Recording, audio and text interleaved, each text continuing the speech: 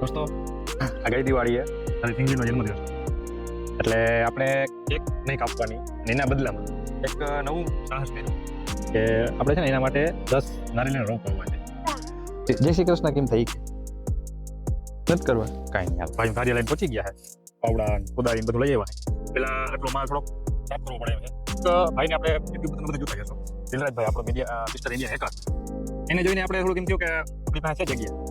ચાલો ને આપણે બે ચાર આવી દઈએ. અત્યારે બધા પોતપોતાના બાળકોના જન્મદિવસ ઉજવતા જ હોય છે અને સારી રીતે ઉજવતા હોય છે, પણ મને એક યુનિક આઈડિયા આવ્યો કે આપણે છે ને કેક અને કંઈ બીજા બેન ફતુરા નથી કરવા, તેના કરતાં કંઈક એવું કંઈક કરીએ જેથી એ જ વસ્તુઓ આપણા જ બાળકને ભવિષ્યમાં કામ લાગે. તો આપણે કંઈક એવું યુનિક કર્યું છે અને સંપૂર્ણ વિડીયો જોવો હોય તો નીચે લિંક ઉપર ક્લિક કરી અને જોઈ શકો છો. અને હા, લાઇક શેર અને સબસ્ક્રાઈબ કરવાનું ભૂલતા નહીં.